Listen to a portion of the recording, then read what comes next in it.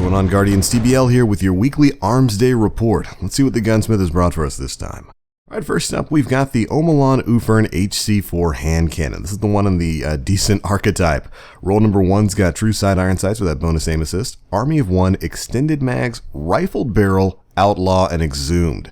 This is actually not too bad for once. Army of 1 isn't the best tier 1 perk you could have there. This gun could have something better like Luck in the Chamber, but it's pretty good. And it's going to mix in great with the extra range, the absolutely necessary range you're going to get from rifled barrel, and a great final perk like outlaw. But now moving on to the more gimmicky roll number 2. Roll number 2 has got true sight for the bonus aim assist, Luck in the Chamber, lightweight, braced frame to max out its stability, and then Icarus and Exhume. Now this is interesting because brace frame of course maxes out the stability at the cost of some magazine size. I think it drops this gun's mag from 7 to 5, which mixes in very well with Luck in the Chamber. And if you're willing to give up that extra accuracy, having a more consistent Luck in the Chamber proc mixed in with I guess some of the bonus accuracy you can get from Icarus in air, it would make for a pretty interesting gimmick roll of this gun. Alright, moving on to roll number 3. Roll number 3 is basically roll number 1 light. It has a lot of the same perks like Army of 1, Rifled Barrel, and Outlaw. It's really just missing the option of extended mags in the middle tree, and it swapped out True Sight for Sure Shot. So your choice between rolls number 1 and 3 come down to a personal preference of whether or not you prefer True Sight to Sure Shot. Overall, I would go with roll number 1 or roll number 2. Roll number 1 if you're looking for a more consistent experience though. Moving on to the Suros JLB-47, roll number 1 is really nothing to see there, but roll number 2 isn't too bad. This one's got heavy payload to give it a nice little boost to its blast radius, plus it's rocking tripod. Now, it's a pretty solid build, but it's still not the god roll of throwing grenades and horseshoes in there somewhere. Roll number 3 is a lot like roll number 1. There's really nothing to see there. It does have heavy payload, but its follow-up perks just aren't really good enough to make it stand out. Overall, I would hold on to your JLB package for this week, or if you have to pick one up, roll number 2 will do you well. Alright, next up, we've got the Suros DIS-47 Scout Rifle.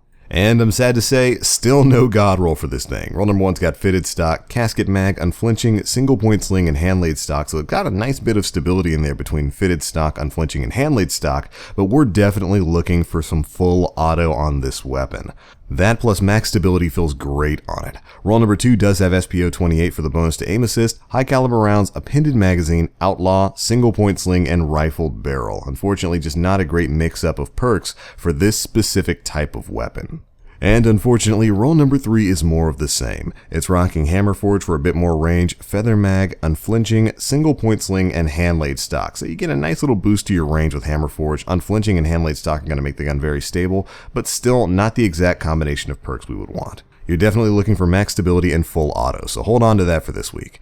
Alright, after that we've got the Häkke Herja-D. Roll number 1's got Head Seeker, Zen Moment, single point sling, hand loaded, and injection mold. This is okay. Zen Moment's kind of not a great substitute for something like Counterbalance, but at least it's got a little bit of stability. Roll number 2 does have SC Hollow for the bonus to aim assist, unflinching and crowd control as its primary perks, single point sling, fitted stock, and oiled frame following it up. Again, not enough stability there for me to really give a recommendation to that. Roll number 3 is almost there. It's got Head Seeker, Counterbalance, and then Snapshot, fitted stock, and oiled frame. If hand laid stock were in that third perk tree, I would absolutely recommend roll number 3. Alright, next up we've got the Tammer-D. First roll's got Surplus, Feeding Frenzy, Perfect Balance, Quick Draw, and Appended Magazine. Surplus is a great PvE perk on this weapon, and it mixes in wonderfully with the extra magazine size from Appended Magazine. Roll number 1's not a bad PvE roll. Roll number 2's got Outlaw, Spray and Play, Perfect Balance, Quick Draw, and Appended Magazine once again.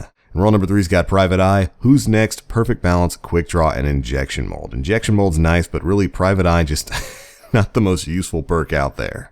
I mean, really, who's looking for increased zoom?